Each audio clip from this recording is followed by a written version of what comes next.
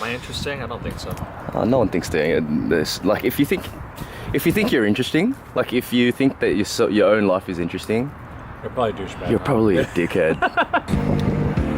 Hey guys, I'm here at the fish markets with Noah. What's up, guys? So Noah's an actor and a martial artist, but today he's just going to be eating some good Aussie seafood. Oh, fuck yes, I'm so excited. I know, we're so hungry.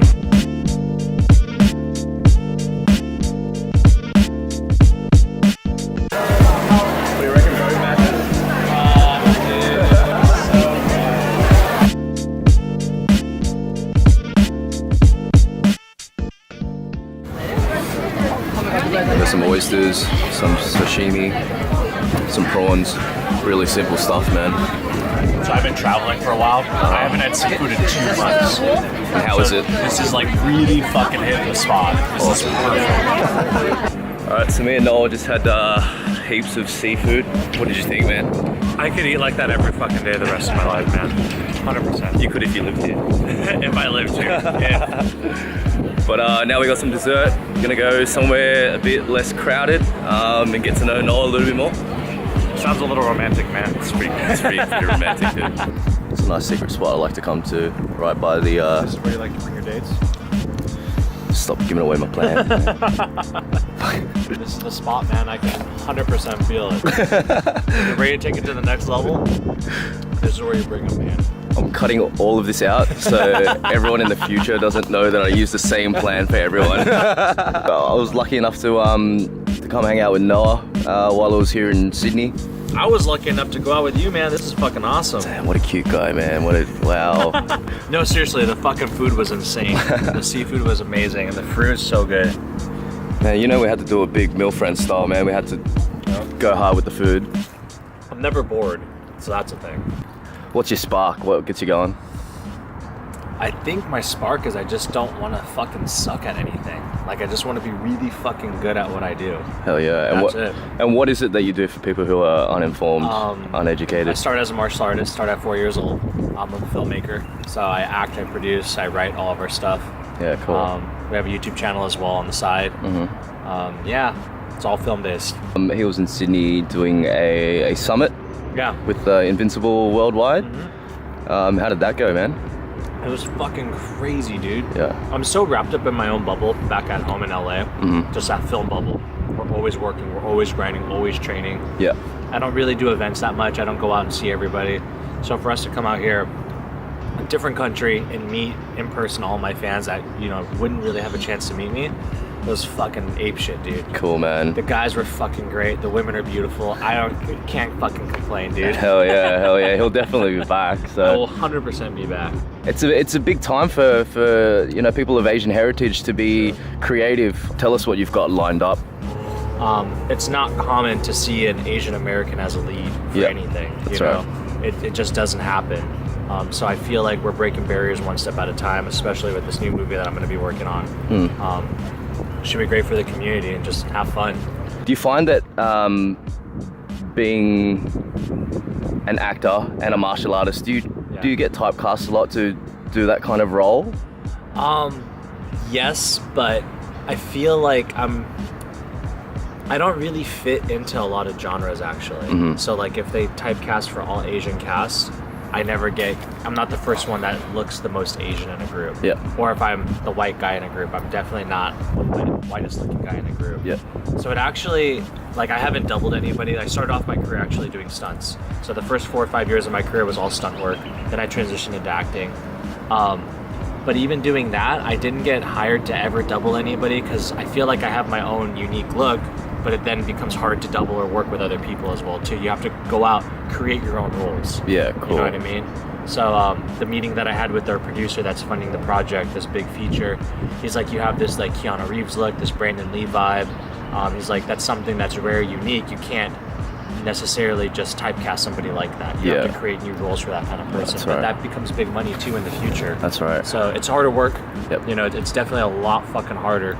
But you're gonna remember that person. For sure, you know? for sure. So it's fun, man. So you're half Japanese, half American? Yeah, half Japanese, half American, yeah.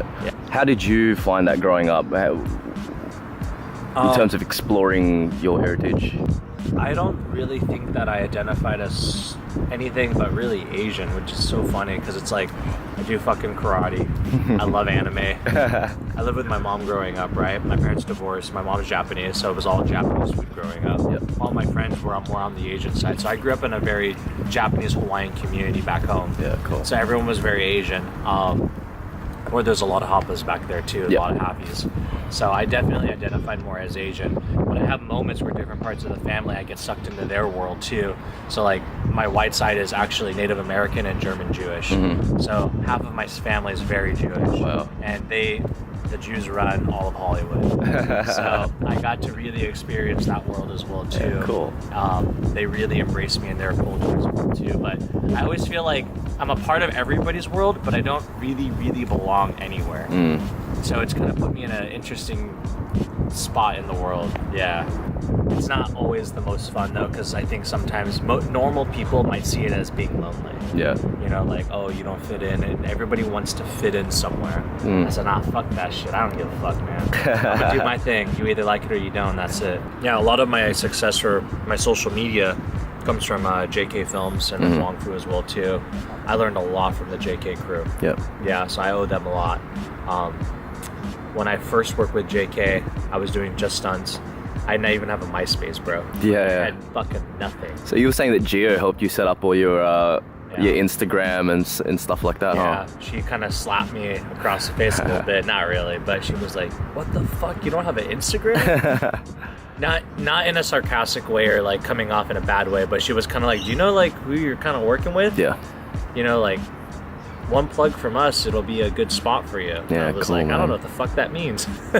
She's like, "Okay, I'm gonna explain to you why you need it." And after she explained it, I took it serious. Yeah, cool. And then boom.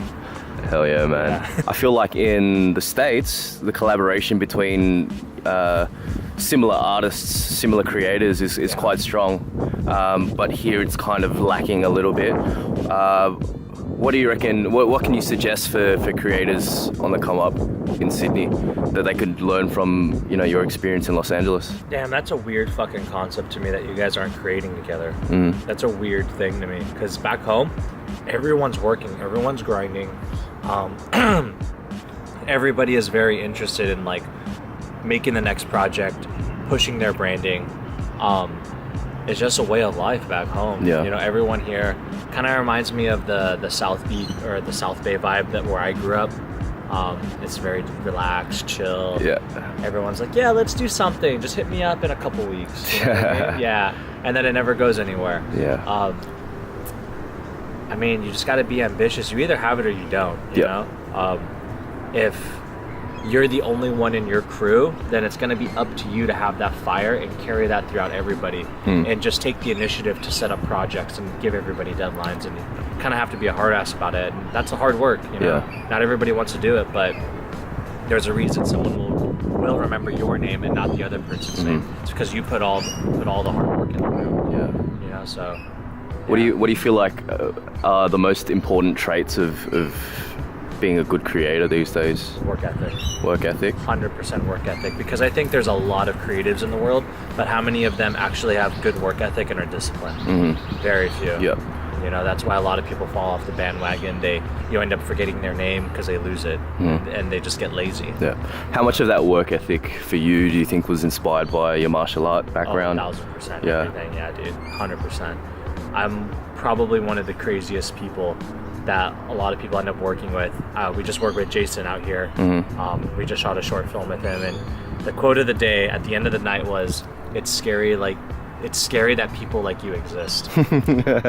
Is it better to be really good at one thing, or should people start looking at where else they can get better? I think from my experience, I think it's better to get really good at one thing. There's a lot of jack of all trades, master of none out in the world. A lot of people that are interested in stuff and they get kind of good at it. They have a lot of different talents.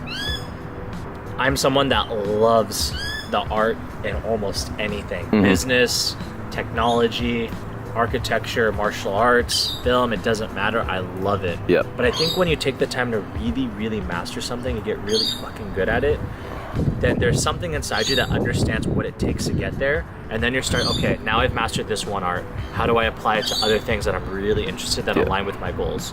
But it doesn't mean you can't appreciate, you know, the little things in life. Yeah. And I feel like if you do get really good at one thing, that's when collaboration is the most important. Because you need, you know, you won't be the best at everything in a production, but someone else will be really good at it. Right. So I think it's super important to work with other people who are good at things that you're not good at, right? Absolutely. So I started my career in front of the camera. So a lot of my skill sets are based being in front of the camera now. I love directing. I love writing. I'm great at producing. I think I'm talented enough to kind of do almost anything, but now I have such a great crew of people. They really allow me to focus on just my acting and writing. Hell yeah. I don't have to worry about anything else. Writing is great because it's just the beginning. Once you're done with the script, you don't have to worry about it, you know? So then you switch phases. You go from writer and then to the actor, which is so much fun for me. But like, I love directing. It's so fucking fun because you get to be every character on set. Yeah. You get to work with everybody. I get to like see how the wheel turns and work with the whole crew. I'm so good at doing that. Yeah, cool. But I have a great director on our team. He's my best friend. We're helping train him up, making him get more credits in the industry. He's gonna become way better than I could at directing. He's fucking fantastic. Awesome. And where do you think you'll be in 5 years? Making movies, man. Making movies. 5 years, I'd love to be more A-list movies, either as a co-star or main feature, whatever it is. As long as I'm helping write it and I'm in it, I'm fucking happy. Hell and yeah. my boys are in it, that's it, man. Hell yeah. That's the dream. Until then, I'll put a link down there to all the Noah stuff.